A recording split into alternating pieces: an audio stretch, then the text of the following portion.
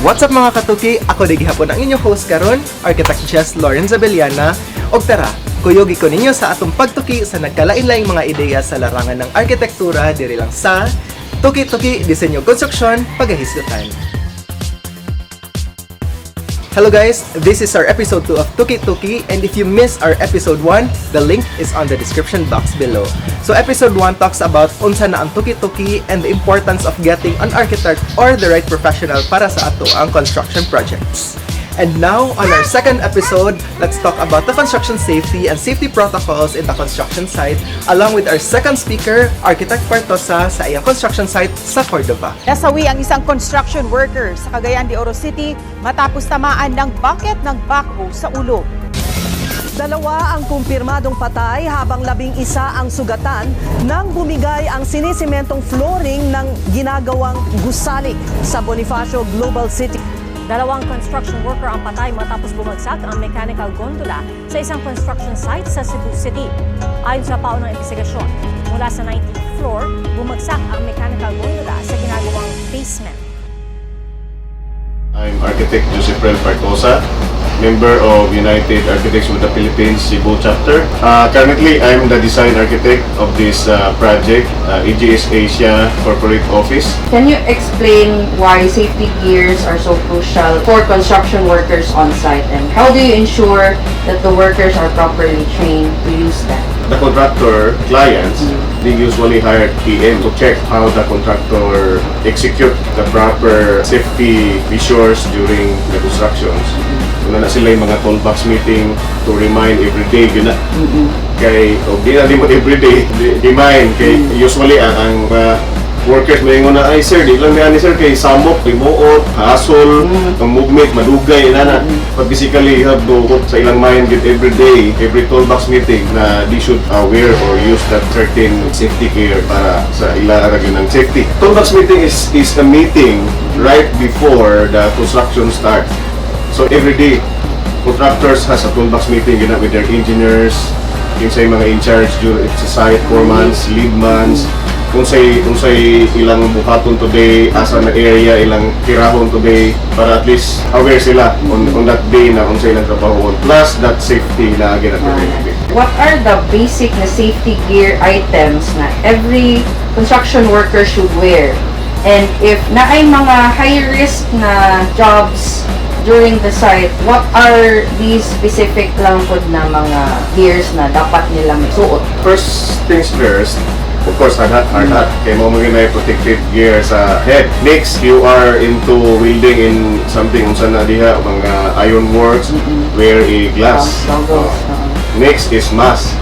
Labi na sa mga pintor. Kaya sometimes mga pintor na ito, di na mo wear mask.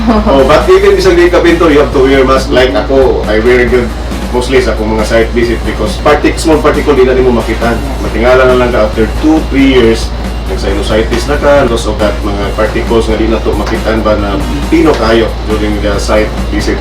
Only test para makita ka dito sa site. And then second thing is boot para sa protection nimo para at least ma-protected ka sa site. Only ang very bantayanan yun is the harness. Sometimes di yun isuuton ilan ning ambilay niya. Sometimes you heard mga news na nga hangpong something inana.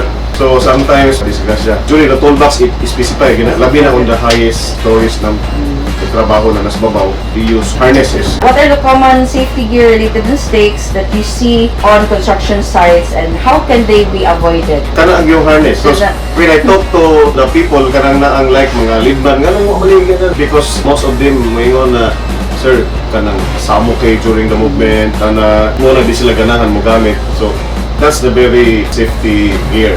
Kausay malimtan. How about tools, dali sir? Electric tools. Unsa kay mga pwede na precautions ana sir? Number one thing yun sa construction, you have to hire civil engineer yun. Okay, wala ni sila. Pasagdaan na nimo imong foreman, leadman, di ka do that because they're busy with their areas, with their work. So nag-safety officer kung bisita kina mo roam around the site to check if na-unplug ba ni o pa ni kurinti ning wire ni agi diri sila gina mabubantay ana. So safety officer is you have to hire good. Toolbox meeting is one good. Yung safety officer mo roving good sa site morning and afternoon. What role does a PPE na mo play in minimizing accident? Yeah, number one is safety gear sa site.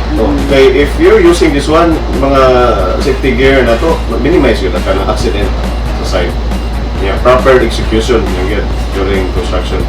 Can you share some examples ka ng naka-help PPE or safety gears sa pag-prevent sa injury sa imong mga tao sa site? We were installing a brake. Kung nilupad ang cutter, good thing na ay hard hat in, And mask.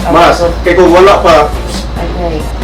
ba't nakagin ko sa ka-project sa nga doesn't wear harness, disgrasya yun.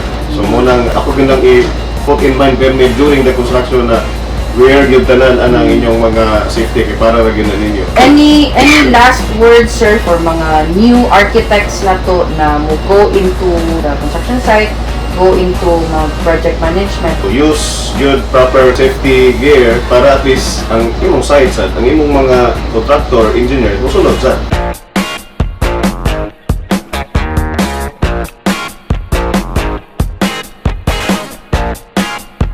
Thank you everyone for joining with us sa our second episode.